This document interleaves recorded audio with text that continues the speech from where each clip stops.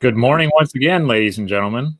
I gotta do a different intro, Pete. Yeah, I think I gotta. It's getting old. it is I gotta good. do a different intro. Speaking of someone who never gets old, my co-host, the man with the best hair in Gettysburg, the director of the Civil War Institute, Pete Carmichael. Pete, good to see you after 3 minutes. Yeah, absolutely. You know me well enough that I'd like to believe I'm a fairly easygoing guy. Absolutely. And I can take insults coming from any direction, but there is one thing that I am super sensitive about. And of course, I appreciate the fact that you played up to my insecurity, and that's my hair. And you can insult my family, you can insult my scholarship, but don't insult the hair. Right, Jen Murray? Look at her. I agree. I agree with you, Pete. Yep. In fact, yeah, my friend Bobby Crick is a historian down at Richmond. He said, you spend way too much money to get your hair cut. And then he said, you then never comb it. Which is a good point. It works. It's out of laziness, I guess. So we are back on what, Jen, as you well know, would have been Civil War Institute Day here in Gettysburg. And I just want, again, to say how much I and others, including my daughters this morning, said that they missed rallying together with all these CWI attendees. These are people who come from all walks of life, but they are all united in a deep interest and passion for Civil War history. And best of all, man, they're just super nice people to be around. I can't stress that enough. I understand why some people would say, oh my God, if you go to the Civil War Institute as an attendee, you must be kind of like a diehard and you're into all the tactical minutia, and that's what the conference is going to be about. And I think that the two of you can attest to that the conference actually speaks to a wide range of interest and issues. Mm-hmm. We've done it in the past. We will keep doing it. We will be back, I hope, this time next year. But it is particularly hard not to see all my old friends. And God, look kind of weather we would have been blessed with. Right? Oh, got perfect to go on the battlefield. And someone who's been such an important part of CWI has been Jen Murray. Jen has given talks, she's been on panels, and she's given a lot of really great battlefield tours. I saved her group once from Jen wanted to walk from the Kadori House and follow the route of the Iron Brigade all the way across, right, to Seminary Ridge, across Seminary Ridge, right, all the way into Herbst Woods or McPherson's Woods. Yep. She wanted the last march of the Iron Brigade, Pete. Yeah. But hell, you wanted to do it like on double time. You were going to wear everyone out. I knew I was going to lose people and get sued, but Jen didn't care. She was going to drive them into the ground like she was John Gibbon or something like that. We did not do that. We just stopped at the Kadori House. We also saw, which I enjoyed, was the inn, right, or tavern, where John Reynolds spent the night, which is next to an obnoxious fireworks store. But the wartime building is right there. Yep. So if you've not been on a Jen Murray tour, you are missing out. She is outstanding. I'm going to give a little more background about Jen and before I get the first question going here. So Jen Murray did her PhD under a fantastic historian, Ken No. We do a lot of show and tell, Jen. A lot of show and tell here. And this book, which I think is, I don't want to say underappreciated, but I think it deserves a lot more circulation. This is one of Ken's many books, Reluctant Rebels. It is an outstanding piece of scholarship, and it does a really good job of connecting his ideas to what other historians have written. It is a fine book. Ken, I believe, has a new book coming out on weather and the American Civil War. So Jen did her PhD there. She has taught at the University of Virginia at Wise, and now she is teaching at Oklahoma State University. Is that the Sooners? I can't remember. Oh, Pete, I think you lost all your fans in Stillwater with that comment. Not right at me, was it? Get your Big 12 football correct. We are the Oklahoma State Cowboys. Well, since I'm an Indiana Hoosier football fan, you can imagine that my knowledge outside the Big Ten is limited, and it takes all of my energy and all my patience to follow the Hoosiers, although they have turned things around. They're not Oklahoma State, even remotely close to that, but they're now watchable, which, as an Indiana Hoosier fan, that is a good thing. Yeah. Now, one other important point here is Jen's excellent, important book, On a Great Battlefield, in which Jen Murray, and again, you can complicate my summary of your book, Jen, if you like, but it is a history of the evolution of the park from its very beginnings all the way, and really to the John Latcher administration. We were just with Scott Hartwig, who was talking about all the good deeds that Latcher did while he was superintendent here. This is a book for those of you who think that a battlefield park is a timeless entity. It is not. How parks change, not just in terms of interpretation, but in terms of the physical landscape, in terms of philosophies about historic preservation. It's all right here. It's an important book, a valuable book. I know we got a lot of Gettysburg fans out there, and you should get it. I think this book is signed by Jen as well. Another signed copy. All right. Nice. So, Jen, we have talked a lot, John and I, about the partnership between academics and public historians, and it's in large part because so many academics cut their teeth as young historians in the National Park Service. And I'm not saying that you're not a young historian anymore, but I will say this. You, in fact, worked here as a seasonal for many a year. So I would like for you to sort of reflect upon how did your work as a seasonal, right? How does it shape your approach to history as an academic, right? That's the first question, and I'll slip my second one in before I turn it over to John. The second one is, I'd like for you to talk to us about what it meant to be a woman historian in the Park Service as a seasonal, and then talk about what it means to be a woman working in, again, primarily in a field of military history where there's mostly men. So 2 questions. Fire away. Pete, thank you for having me this morning and for making me a part of Civil War Institute.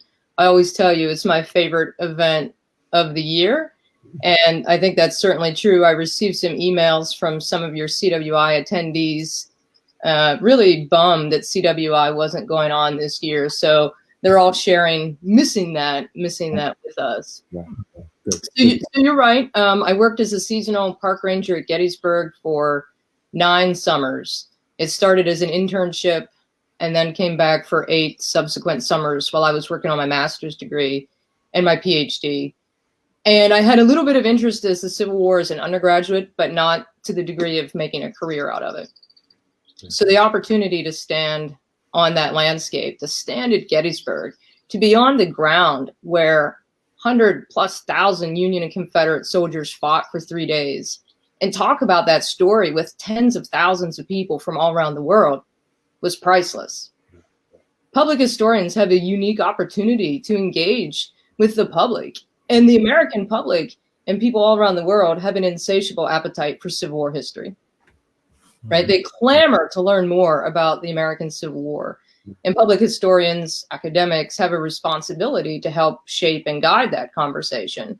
And particularly in these times now, these very tumultuous times, we have that responsibility to be at the forefront leading that conversation. And it's one that I think all of us embrace. We all welcome this opportunity because we're so uniquely positioned to talk about America's most decisive and important epic.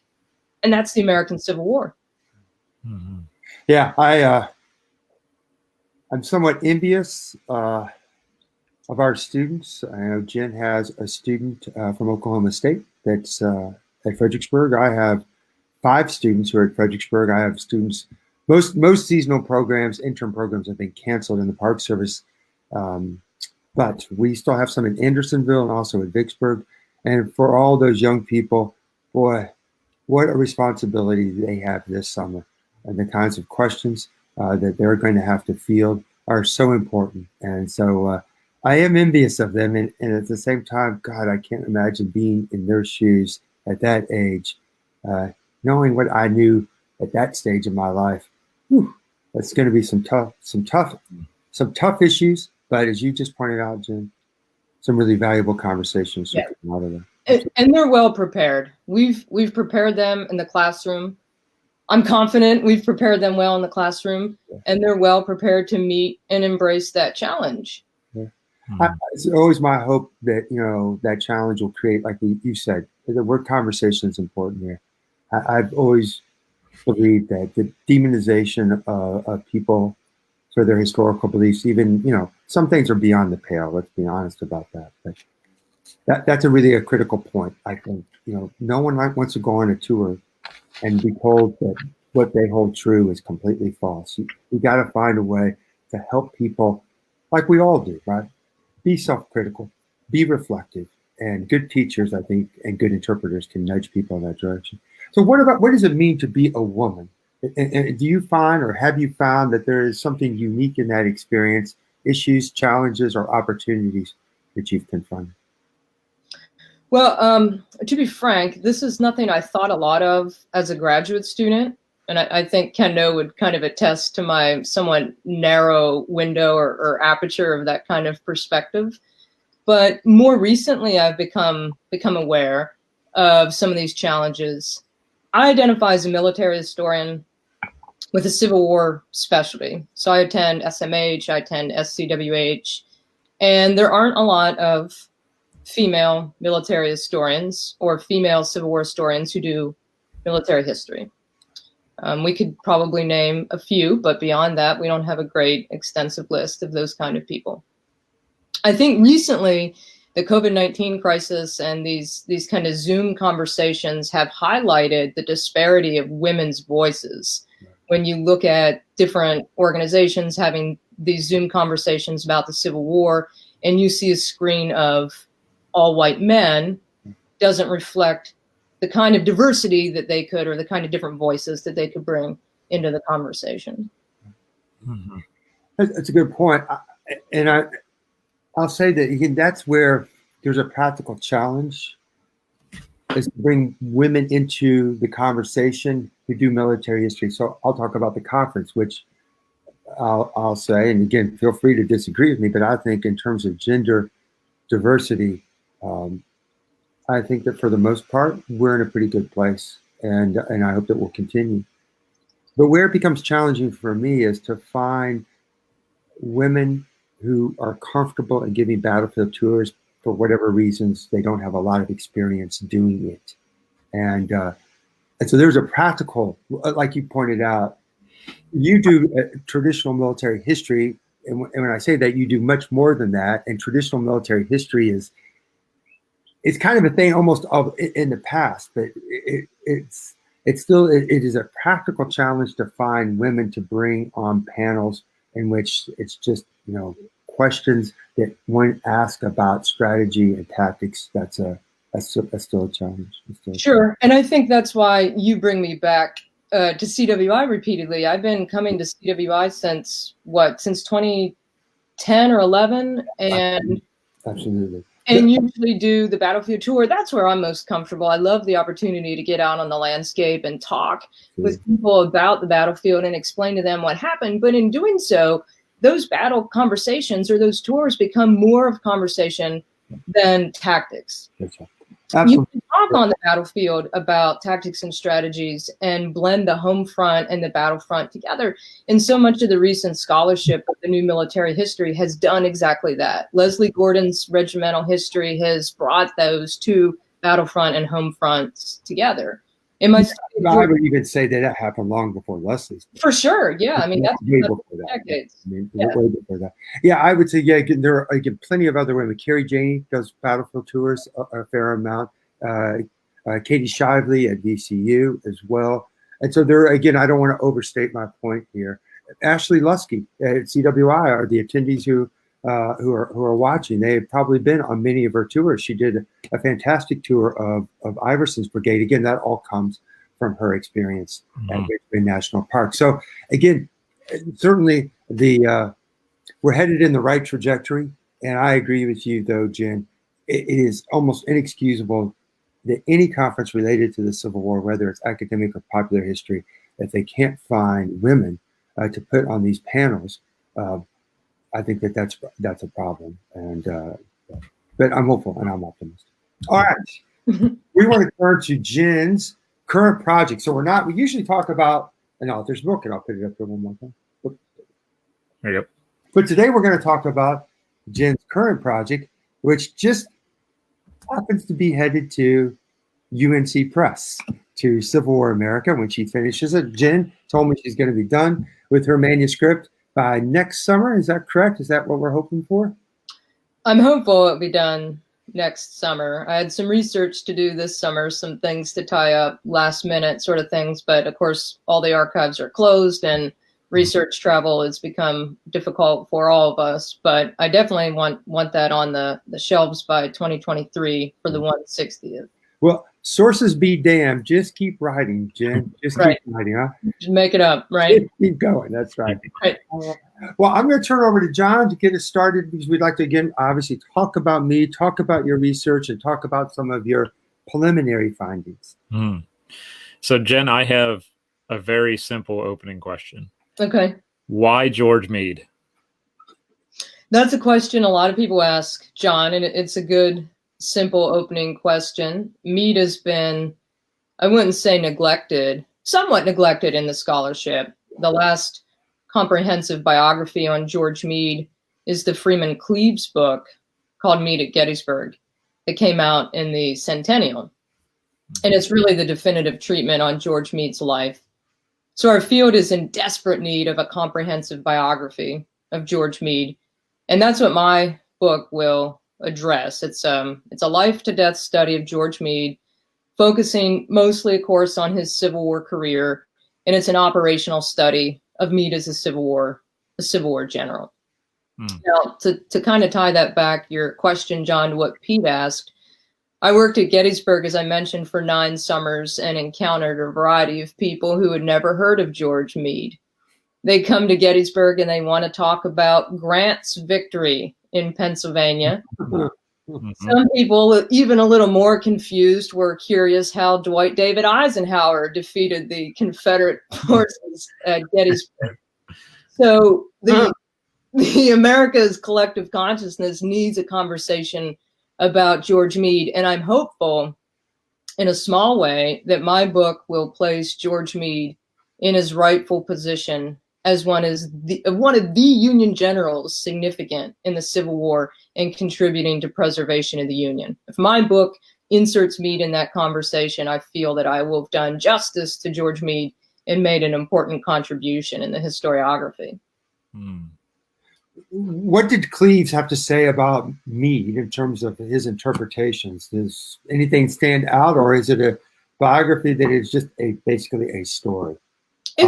It's a pretty good story. It's a shorter book. Cleaves has a overall fairly positive interpretation of George Meade, more positive, I think, than negative on the whole. Right. Well, there are some other people working on George Meade. John Selby's book came out a few years ago. John Selby teaches at Roanoke College, and he wrote Meade's command in the Army of the Potomac. So he looked at Meade from 63 to 65. I think Kent Masterson Brown has a book coming out with UNC Press, Pete, on George Meade. Just during the Gettysburg campaign. In the Gettysburg campaign. Chris Stowe knows more about George Meade than anyone on the planet who's been working on Meade quite extensively. Eric Wittenberg's working on Meade and the Gettysburg campaign too. So it's a way to say that George Meade is coming back into this popular conversation with all these works taking different approaches. I think it will give the justice to this neglected or misunderstood Civil War commander. So many canards and misinterpretations of George Meade need to be challenged to create a more nuanced interpretation of this important general. So let's get to the canards in here in just a second. One other person to add to the list who's writing on George Gordon Meade is Doug Dowd. Doug Dowd does church with me and as a neighbor as well. Doug teaches up at Carlisle Barracks. So again, we have a lot of fresh scholarship awaiting us on the general. So get us started here, Jen. Tell us some of these misunderstandings, misperceptions of George Gordon Meade. Well, if you follow any conversation on social media or you talk to people at CWI or Civil War conferences, they tend to distill Meade to some basic truisms or overstatements. And one of the quick ones that you'll get is Meade's temper, right? What is What is the nickname for George Meade? What is his moniker? Snapping turtle. The snapping turtle. The old goggle-eyed snapping turtle. Yeah. Now, I'm looking at George Meade through the eyes of his soldiers. So I've spent a lot of time researching into soldiers' accounts, and I want to see how they understand him. And they have a lot of nicknames for George Meade. They have a lot of nicknames for him. They call him Old Four Eyes pretty commonly.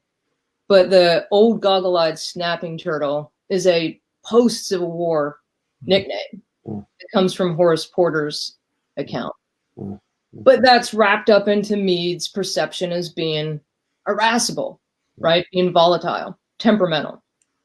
And I've found plenty of examples of Meade losing his temper on the battlefield. He does so at Fredericksburg, at Prospect Hill, when he wants reinforcements to take the Confederate assault. He gets excitable or irascible quickly. Fits of excitement is how I describe it in my chapter at Antietam. And he slaps a soldier with the broadside of his sword to move them into the fight at the cornfield. So you see these fits of excitement that describes Meade as temperamental. That's one of the canards. Some true, some overstated. Right. But is he any more irascible or prone to fits of excitement than any other officers leading their men into battle? That's the question that we need to ask, right? Instead of taking these truisms and canards, are they typical or atypical of Meade? Is he like Civil War generals on the whole, or is he more prone to fits of excitement? Right. Is he more of a martinet than other generals? Right. Well, he certainly was, as you point out, known for his bad temper, right? And his impatience, and certainly others around him right of that. But you're correct, I suspect. Even R.E. Lee lost his temper from time to time. We never had really any sense of that until Edward Porter Alexander's Fighting for the Confederacy, which was edited by Gary Gallagher. I think that's, at least to my knowledge, examples of Meade losing his composure, which of course makes a hell of a lot of sense. So, I think you're right with Meade. With Meade, there's an overstatement. Sure. Alonzo Cushing, commanding his artillery battery on July the 3rd at Gettysburg, doesn't he similarly threaten with a broadside of a sword to order his men to command the artillery battery? I mean, you see these same fits of temper from the officers to command their men to do things that we cannot understand. We cannot understand what it's like to hold that ground at the angle on July the 3rd or to attack Prospect Hill. Yeah, certainly. Richard Ewell on May the 12th, when his line is broken at the Mule Shoe, he is swearing at his men and then using his sword as well to try to restore, but at least stopped them and said, you can't expect the men to form up and to calm themselves if you, in fact, lose your composure.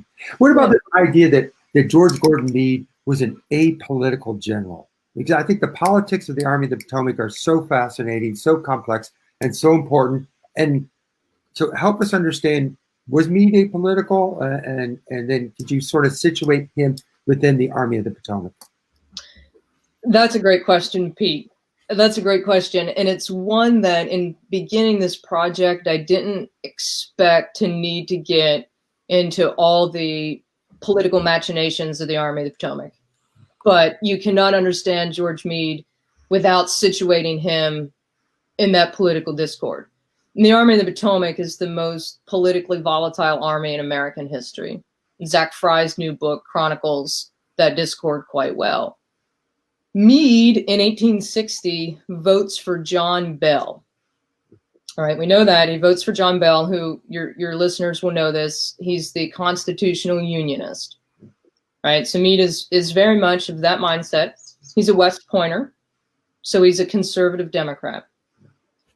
And in the early years of the war, you see George Meade very much aligning with McClellan's philosophies of conciliation.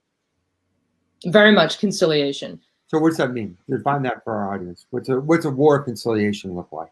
So the key book to turn to there is Mark Grimsley's Hard Hand War. And conciliation is the belief that the majority of Southern civilians, white Southern civilians, are not secessionists. So the Union Army needs to act with kid gloves, which means leave civilians on the sidelines. So when the Union Army is in Virginia, it means not confiscating property, it means not looting, and it means not pillaging to keep those civilians on the fence or thereby loyal to the Union. And George Meade does not in any way favor looting or these raids of confiscating Southern civilian property.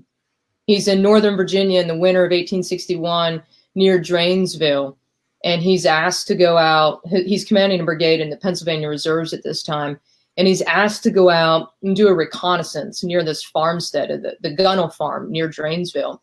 And Meade takes his guys out there. Gunnell's a known secessionist, and some of his family members had been sniping at the Union soldiers in that area. Right. So he's to go out and do some reconnaissance, and his men get out there, and they start foraging, and they get like multiple dozen wagons of bounty, and Meade is outraged. He's outraged, and he writes to his wife, to Margaretta, later that week, and he said it is the most despicable act that he has seen yet conducted in the war, and he was embarrassed of his men. To be looting and confiscating property from Virginians, known secessionists, but that's what conciliation is. That means leave the civilians on the sideline. That's McClellan's philosophy. But emancipation and the trajectory of the war is going to change, and Meade has to change with it. But there's no doubt, and people like to talk about Meade and Grant, right? That's the conversation that will define the end of the war. But I find Meade's relationship with McClellan incredibly important. Yeah. Meade's relationship with McClellan. Meade writes a lot about McClellan. He thinks about war a lot. He looks at McClellan's conduct of the war. He looks at how McClellan navigates these complex waters of civil military relations. And he ruminates on this. He thinks about this. And he thinks that McClellan's been railroaded because of political meddling. Now, that is not to say, to be clear, that is not to say that Meade is disunion or other interpretations of Meade's views with McClellan that have been written by other Civil War scholars with a book published in 2013 is not to suggest that Meade is disloyal to the Union. That's a bridge too far. So who's suggesting that he was disloyal? Well, that's an interpretation of George Meade that comes out by Alan Gelzo in his 2013 book on Gettysburg. And that disloyalty is based upon partisanship against Democratic partisanship, and that's why. Right. And how does it manifest itself in any kind of disloyalty? Well, it doesn't, but the perception is there. And that's what the Joint Committee on the Conduct of the War is going to investigate. Right? The Joint Committee on the Conduct of the War seeks to root out these pro-McClellan factions because they view them as disloyal. Right. And Meade finds himself wrapped up in that. Would you say a victim of it of sorts, or he escapes it eventually? I mean, and you can maybe tell us a little bit about the committee. Well, let's just go ahead and do it now. And as you're telling us, I'm going to get a book to show folks because the testimony of the committee has been transcribed and been published, edited by Hyde, H-Y-D-E. I'll get the title in just a moment. Could you tell us a little bit about the committee and about what Meade was subjected to, essentially? Sure. The Joint Committee on the Conduct of the War originates out of the first Union defeats at Bull Run and Ball's Bluff. And the Joint Committee on the Conduct of the War then is established in 1861, and its intention is to investigate these Union blunders. The intention is to investigate these Union defeats, and it will investigate multiple ones. Burnside's debacle at Fredericksburg will be investigated by the Joint Committee on the Conduct of the War. Some of those members are in Fredericksburg just days after the Union defeated Fredericksburg, and George Meade will testify about the blunders at Fredericksburg. Some of the leading committee members are people like Zachariah Chandler, who Meade has a little bit of a history with when he's the senator of Michigan. Benjamin Wade, these are radical Republicans who are seeking to root out this pro-McClellan faction. So Meade has some experience with the Joint Committee on the Conduct of the War already. He testifies, like I said, about Fredericksburg. There it is. There you are. But after the Battle of Gettysburg, the Joint Committee on the Conduct of the War, in the winter of 1864, will investigate Meade's leadership at Gettysburg, the campaign, and even through the fight that fall, culminating in Mine Run. So Meade will testify to the committee several times. It's an interesting story, in fact, because the testimony of the Joint Committee on the Conduct of the War for the Gettysburg campaign is really spearheaded by some of the most controversial generals in the Union Army, Dan Sickles and Dan Butterfield. They had already testified to the Joint Committee on the Conduct of the War. Meade is in Washington, D.C. in early 1864 to discuss the reorganization of the Army. This is March of 1864, right? Because the Army is going to be reorganized. Grant is coming east. So Meade's in Washington. He's walking around the streets and he hears people talking about the investigation that's going on about his leadership. He didn't even know about it. He writes this letter back home to his wife and he says, all the courtrooms, all the bar rooms, all the conversations on the streets of Washington are about my leadership in the Gettysburg campaign. So he will end up testifying to the Joint Committee on the Conduct of the War. The book you showed up has a lot of those excerpts in them. It's a great book. It is a great book. About 15 generals will testify on the whole. And in the end, they're looking to see why Gettysburg was not more of a culminating victory, right? We can get into the pursuit. I hope we have a chance to get into that.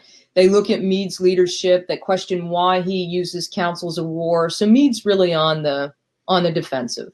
Does Meade even want to fight at Gettysburg? He wants to retreat, right? That's the narrative that Sickles and others have already cast. Just a quick question. I'll turn to John, and I hope it gets a quick answer. I think, Jen, you'd agree that even people who are well informed about the Civil War, even people who've made multiple trips to Gettysburg, they often are not aware of the Committee on the Conduct of War. And I think it's always wrong to sort of shame people for their ignorance of the past. I think that goes nowhere. And so I'm not trying to do that. But here's the question.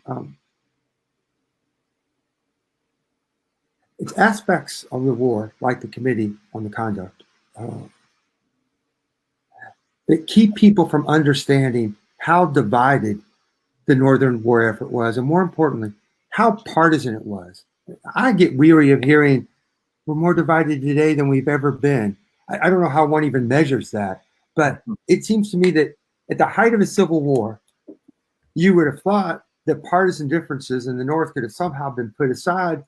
But I want your take. When you think about the Committee on the Conduct of War, is it shameful? Was it unnecessary? Does it change, or should it change our perspective of Lincoln as the great unifier? I mean, man, he could have probably done, I mean, he couldn't have ended it. I don't think he could have exerted that kind of control. But how do you feel about the Committee on the Conduct of War and what it ultimately achieved or didn't achieve? So I'll answer that in two ways. One, I'll answer it sort of relative to Meade. The Committee on the Conduct of the War, when they investigate the Gettysburg campaign, the committee doesn't do anything in the end, right? In the end, this is political grandstanding. That's right. They don't relieve Meade of command. He, of course, stays in command of the Army of the Potomac. But at the same time, Meade is up in Washington, D.C. with this political hullabaloo. There's a major campaign about to begin, and that's the Overland Campaign. Grant is coming east, and when Meade should be thinking about the spring campaign, he's deeply involved in this political quagmire. But we can't overstate that, because the Civil War, in its very essence, is a democratic nation at war.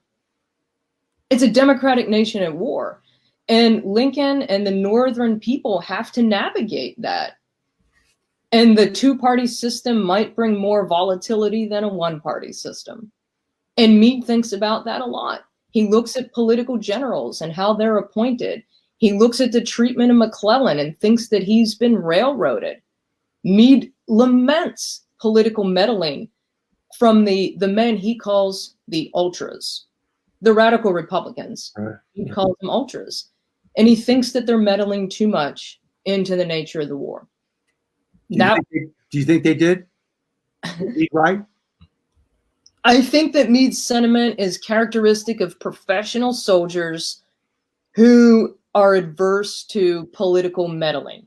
Yeah, but I'm asking you, do you think Meade was right? I think that McClellan's removal of command was the best thing for the Union war effort in the fall of 1862. Meade says, and I'll answer your question, Pete, because you can see I'm kind of avoiding it. That's why you're smirking. Meade says that when McClellan is removed, he says that no government has ever created a greater blunder. Meade was wrong. How's that for answering your question? You still didn't answer your opinion about this. I mean, I have mine, but I'm going to hold them back. I think that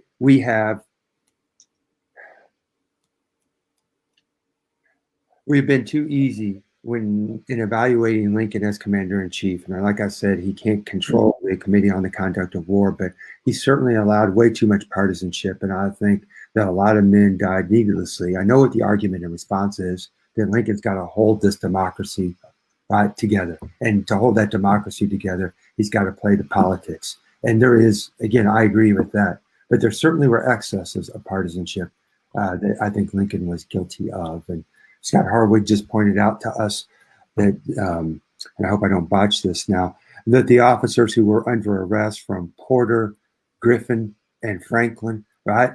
And thankfully, McClellan said, I really need these three men on the cusp of the campaign, and Stanton and Lincoln relented. But there was way too much meddling by Lincoln, particularly at the beginning of the war. Well, you see that after the Fredericksburg campaign, John Newton travels to Washington, D.C. and meets with Lincoln, trying to get Burnside relieved of command. Now, Lincoln's upset at the insubordination, but he entertains John Newton. Then Burnside comes up and has to sort of recast his position. He offers his resignation, of course. But one of the first things that Grant does when he comes east in 1864 is nixes that. I don't need my subordinate officers moving to Lincoln to create all this turmoil in the Union high command. Outrageous. Yeah. Lincoln should have refused the meeting, and then he should have sent Burnside a note and said, yeah, your subordinate is being insubordinate. Take care of him. Right? Yep. Yeah, I find myself critical on Lincoln when it comes to Meade and the pursuit, and Lincoln's sort of expectations of what could be accomplished on that. But I agree with the political meddling. Since you're there right now, just go with it, Jen. With the whole the pursuit. Give us frame it for us a little bit and tell us what some scholars have said and then what you believe, if you don't mind. We started talking about canards or misinterpretations. And aside from Meade being temperamental and a martinet, one of the repeated misinterpretations is that Meade did not pursue Lee after Gettysburg. He did not pursue, right? And between July 4th and July 14th, he moves the Army of the Potomac down to Falling Waters and gets to a culminating point, where he could attack Robert E. Lee. And the whole conversation is cast as the retreat from Gettysburg. I'm going to call it the pursuit in my Meade book, because that shifts the initiative to George Meade. And for 10 days, the Union Army launched a pursuit of a defeated but not destroyed, defeated but not crippled, not annihilated Confederate Army. I argue in my chapter on the pursuit and in some of the other work I've written, one of the LSU volumes on approaches to new military history, I argue that Meade's actions in the pursuit are successful in two ways, two kind of big framing questions. If you look at decisive battles in world military history, they're incredibly difficult to achieve. A battle that completely destroys the enemy We can find a few comparisons with Napoleon, right? But more so, a decisive battlefield victory coupled with a successful pursuit that leads in crushing the belligerent, the enemy, is incredibly difficult and incredibly rare. So when Lincoln and the Northern public, the Philadelphia Inquirer, on July the 6th says Waterloo eclipsed, that's a big deal. That's a big deal. The expectations that they're putting on George Meade and the Army of the Potomac to be like Waterloo are monumental. So Meade's forces pursue. The Union Army has fought a extensive, tiring battle for 3 days. The soldiers' accounts during the pursuit are fascinating. The weather is horrific. They don't have shoes. Oliver Otis Howard writes that half of his corps does not have shoes. 15,000 or so Union horses and mules are dead during the campaign. The men are exhausted, but they get down to Williamsport along the Potomac River, and by July the 12th, they're in a position to attack Robert E. Lee before the waters of the Potomac River recede, and Meade can attack before Lee escapes. And on the 12th, Meade will hold a council of war, which is a whole other kind of fascinating topic of Meade's command. He holds a council of war on July the 12th. He solicits recommendations, advice, and actual votes from his subordinates of whether or not they should attack Lee with his back to the Potomac River. And his high command has changed significantly by July the 12th. The 1st, 2nd, and 3rd Corps all have new commanders, but the generals vote and they decide not to attack Lee. So on July the 13th, Meade will push a kind of a small reconnaissance. It's foggy and it's raining. A small reconnaissance that does not amount to anything. But Meade will telegram Halleck and say that, basically by the advice of my officers, we have decided not to attack. Halleck will telegram back and say, call no council of war. Councils of war never fight. Make your generals execute your orders. And then early on the morning on July the 14th, the Confederate forces have slipped across the Potomac River, and the Gettysburg campaign comes to a frustrated sigh instead of this big climactic moment. And Lincoln and Meade will have these series of, Halleck included, the series of telegrams back and forth. Some of your readers or CWI attendees have probably seen Lincoln's unsent letter, the letter that he writes to George Meade, where he says, your golden opportunity is gone, and I fear that you did not understand the magnitude. The war will be prolonged indefinitely. Because what did Lincoln expect? He expected a culminating battle on the banks of the Potomac River that destroyed Robert E. Lee's Confederate forces. Then it didn't happen. But to say that George Meade and the Army of the Potomac did not pursue is an injustice to the Union soldiers. It's inaccurate because for 10 days they did pursue, but it did not lead to this big culminating battle that the Northern public so desperately wanted. Frank Haskell of the Second Corps, in this incredible letter that he wrote after Gettysburg, it included the retreat. He wrote, we wanted to see Lee's men drown in the Army of the Potomac, and that I suspect that George Gordon Meade wanted to see the same thing happen, but it wasn't meant to be. Let's turn over to John if he has any questions, or I'm going to have again questions coming in from our audience. Yeah, I have 2 questions, but the first I'm going to bring in from the audience because when you go to Gettysburg, this is the other character that everyone talks about, and I think Jen's going to enjoy this question. Do you believe that General Meade is partially culpable for the actions of Sickles? Did he allow a toxic relationship with Sickles to govern his supervision of Sickles' actions? Hey, Larry, thank you for that question.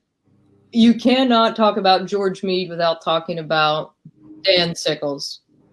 Even before Gettysburg, Meade sort of sees what Sickles is. He has his eye on Sickles as early as the winter of 1863. He sees Sickles and Hooker.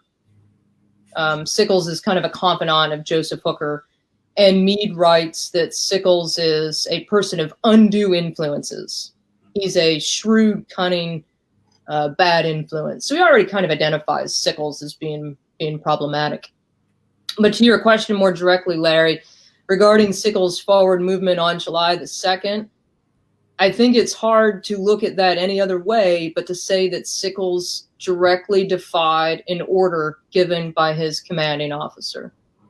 Sickles is ordered to extend his line to connect with the left flank of the 2nd Corps, Hancock's Corps, down south Cemetery Ridge to Little Round Top.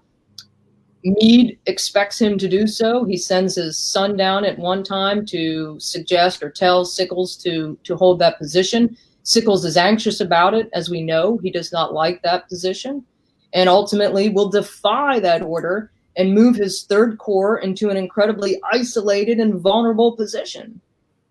And we know what happens when Longstreet's Confederates attack on July the 2nd. Sickles' 3rd Corps is steamrolled. The big picture of this is that it's really hard to disentangle George Meade's reputation without grasping Dan Sickles. Right? Sickles will have Lincoln's ear first and foremost, casting his version of the Gettysburg campaign, making himself out to be the hero, his 3rd Corps, and their actions to be the hero. And he starts to shape that conversation. March of 1864, he writes a letter to a New York newspaper. We've all seen the Historicus letter. We're all familiar with this. His testimony to the Joint Committee on the Conduct of the War. You cannot disentangle Meade's legacy with Dan Sickles. And Meade knew it. And so did other officers and soldiers in the Army of the Potomac. Charles Wainwright calls Dan Sickles and Dan Butterfield rascality and stupidity. Jeez. Wow. That is. The other question, Jen, that I have before I turn back over. That's I got quote is Diary of Battle, which is the single best, I think, primary source from the Army of the Potomac. Charles Wainwright, Diary of Battle. Yeah.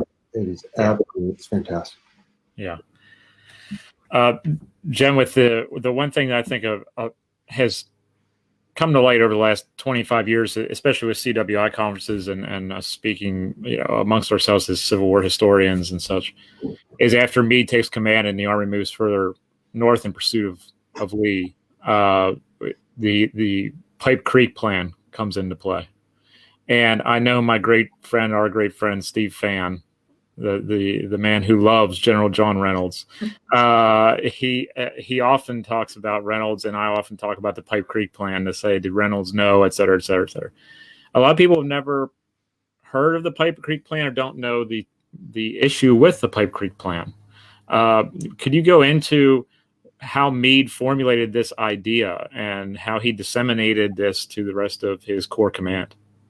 That's a great question, John, and it's also one after the battle that is used by Meade maligners or Meade critics to argue that Meade did not want to fight at Gettysburg. Mm-hmm. But its actual use, the Pipe Creek Circular is written sometime late on June 30 or very early on July the 1st. It's in the official records, y'all. If you want to look at the Gettysburg ORs, it's in there. The Pipe Creek Circular simply is a contingency plan. Meade is given orders when he takes command in the Army of the Potomac to stay between the invading Confederate forces, which, don't forget, they're at the foothill of Harrisburg. They're at the Susquehanna River, and Washington, D.C. Meade knows very little about the position of any other corps except for the 5th Corps, which he came from. But the Pipe Creek Circular is a contingency plan. It's conditional that would allow the Army of the Potomac to fight a defensive battle at Pipe Creek. Pipe Creek is in Maryland, and it's about 8 miles from Westminster. And Westminster is important, of course, because it's the Union Army's supply base. So Meade writes the Pipe Creek Circular that provides for positions for each of his corps at Pipe Creek, should they need to fight a defensive battle there and lure the Army of Northern Virginia to fight them. If any of your visitors or your listeners are interested, you can visit Pipe Creek. Go south of Gettysburg, go down the Taneytown Road. There's just as you cross into Maryland, there's a pull off there, and they have some of those Civil War Maryland Interpretive Trail markers there. It would have been a great defensive position. The creek itself isn't important, but there's a ridge that runs, it's called Parr Ridge, P-A-R-R Ridge, that would have provided a good defensive position for the Army of Northern Virginia should that condition need to be employed. Meade gets criticized for this because it suggested that he wants to fight defensively, but as soon as the battle begins on July the 1st, likely Reynolds does not get the Pipe Creek Circular, but it's a conditional plan. And remember, Meade's an engineer. He's a topographical engineer. So he's looking at terrain. He's looking at places where he could fight a defensive battle if need be. That's what it is. But what it's made into be after the battle by Sickles and others is a interpretation that Meade did not want to fight there, that he wanted to fight defensively, if at Gettysburg at all, or in fact retreat. Mm-hmm. Mm-hmm. They also look at that in the Joint Committee on the Conduct of the War. Meade's defending the Pipe Creek Circular. Blemishes his leadership in the campaign. Sickles uses it to say that Meade didn't want to fight there. Right. John, do we have another question, or did you have one? Or if you don't, I have one. Oh, go ahead. I'll look in our comment section while you're asking. So let's talk about the Council of War. Okay. On July the 2nd. And again, I'm more interested in your interpretations. If you could just sort of briefly tell us, who's there. You don't have to go through the entire lineup. But how do you understand that? And again, if you want to compare that to how other people have interpreted, that would be fine as well. I've gone into a rabbit hole of research on councils of war lately, and George Meade will have 3 of them in the Gettysburg campaign. The one we would know most famously is the one on July the 2nd at the Leicester House. He has one on July the 4th, and he has the one down at Falling Waters, which we talked about on the July the 12th on the Pursuit. Councils of war in of themselves are not unique. Right? They're used by George Washington in the American Revolution. They're used by other Civil War generals in the American Civil War. So they're not unique. It's a way to solicit information. It's a way to get your team all on the same page. What I think is unique and what my interpretation is of Meade's councils of war, Meade allows his generals to vote. To vote. So when they meet at the Leicester House on the night of July the 2nd, and they're discussing whether or not they want to remain in Gettysburg, and if so, how long, or if they should take the offensive, Dan Butterfield crafts 3 questions to guide that conversation. And then instead of just discussing it and gaining a consensus, those officers vote. They vote. John Gibbon votes first because he's the junior officer at the Council of War. And then after the vote on the 2nd, at least, that they decide to remain in Gettysburg and fight another day, Meade says, such then is the decision. So they stay, and we know what happens on July the 3rd. When they get down to the Council of War on July the 12th, Meade repeats that, and he allows his subordinate officers to vote. This is incredible. Can we go back to the 2nd? Someone suggested to me recently that that the vote on July the 2nd, that Meade had really already made up his mind, and that it was just kind of just going through the motions. Do you agree with that? That Lee intended to stick, or Lee, sure. That Meade intended to stick it out? Is that unequivocally, absolutely. Yeah, and you can see it. He telegrams Washington, D.C. as much, that he intends to stay and fight another day. Absolutely, he has already made up his mind. It is not, as some historians would argue, Meade wanting to use the Council of War as an excuse to withdraw from Gettysburg. There's no evidence that suggests that.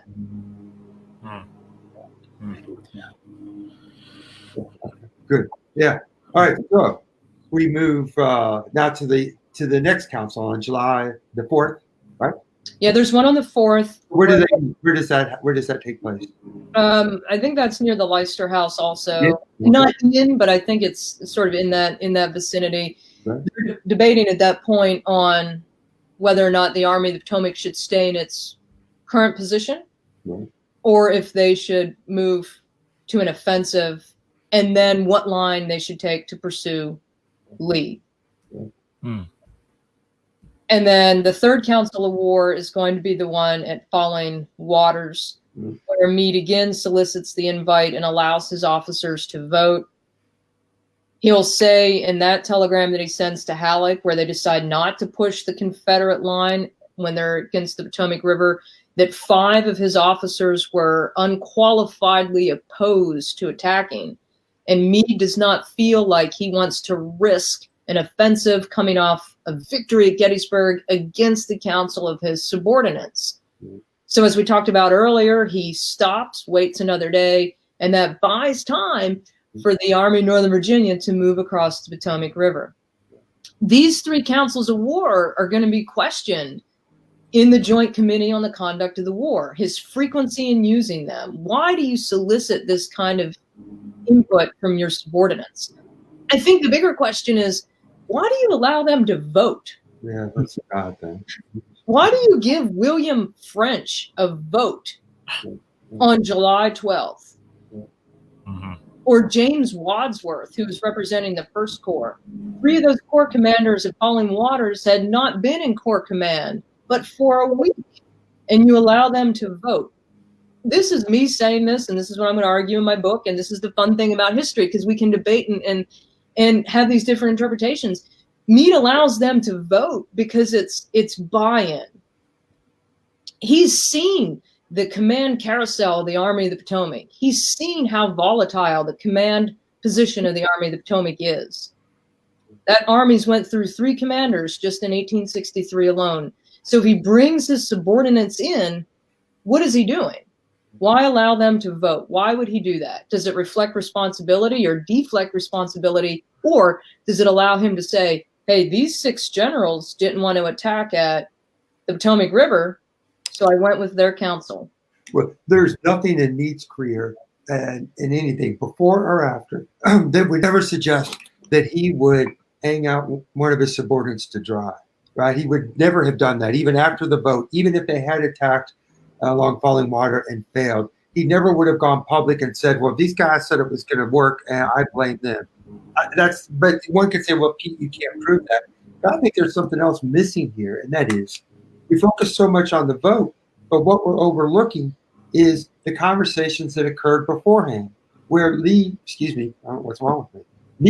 is learning about his army. He's hearing directly from his subordinates. He's hearing about their concerns about a range of issues. And, I'll make this point in a few hours to contrast that with, James Longstreet on the evening of July 2nd did what he almost never did that I can come up with any examples of, and that's to not go see Lee, right? His refusal on the night of July 2nd to go down to Lee's headquarters is inexplicable and inexcusable, right?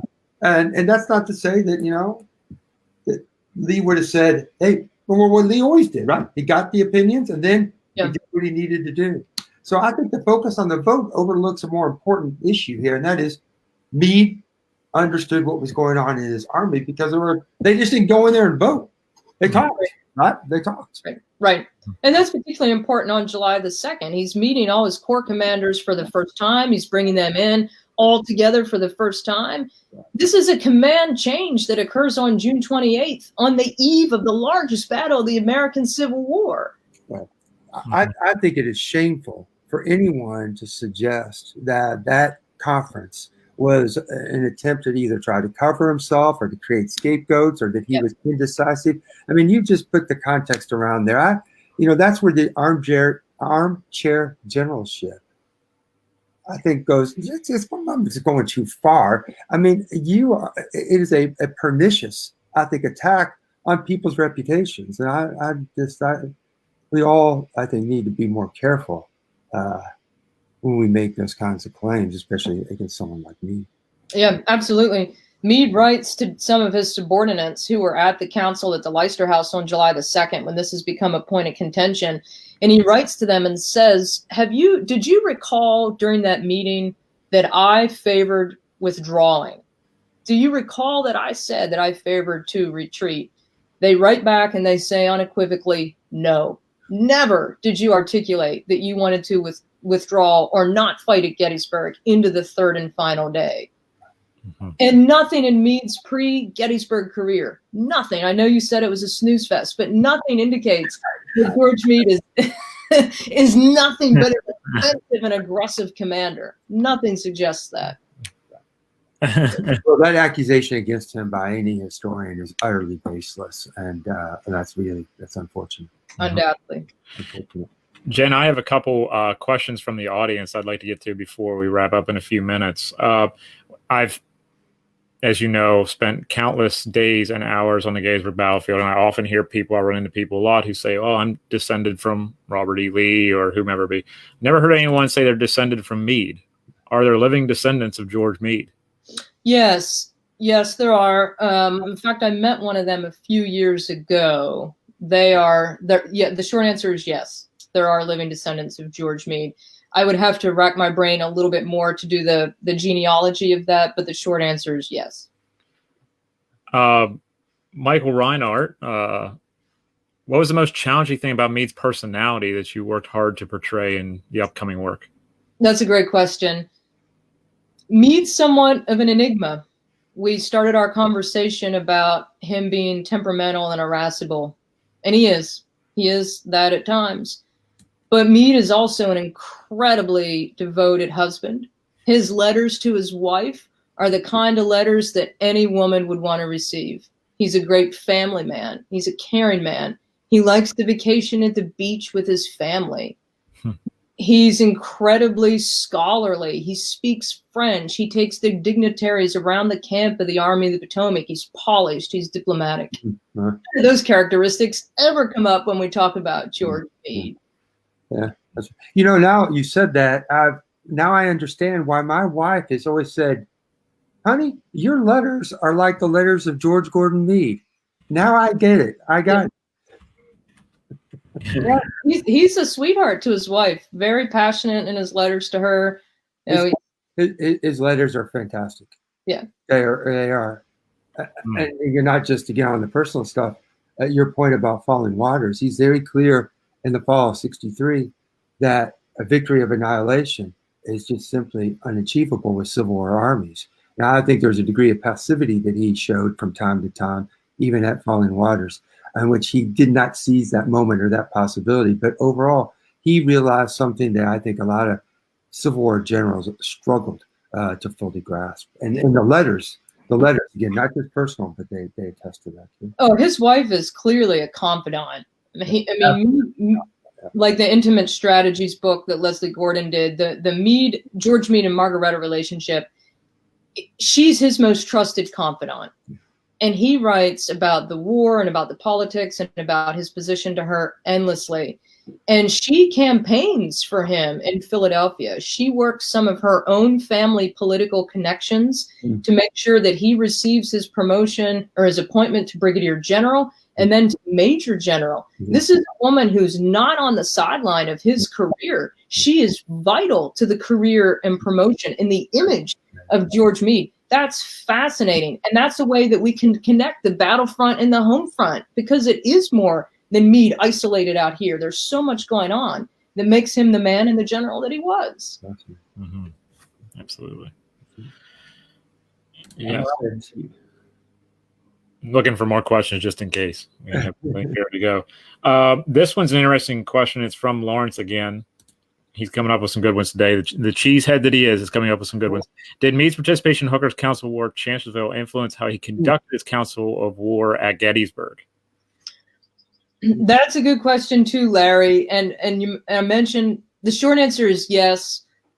And of course, you know that Meade and Hooker are going to part ways quite significantly because Meade continues to favor a renewal of the fight at Chancellorsville. That's why he thinks he's going to be arrested come the morning of June the 28th. And there's also letters about Council of War at Chancellorsville written after to try to get the generals to say, do you remember what I said at Chancellorsville? Do you remember what I said? Do you remember exactly what happened there? And Meade replicates that on the Council of War on July the 2nd. He wants these recollections to be clear about what he said or did not say on July the 2nd. But participating in that with Hooker and then emulating those 3 times in the Gettysburg campaign, sure. And that's why understanding Meade's leadership beginning in August of 1861 is critical to understand how he commands the Army of the Potomac, the Union Army's principal instrument in war. He learns these things. He takes lessons from these moments and these leaders that he's served with for over 2 years. Absolutely. Yeah. Wow.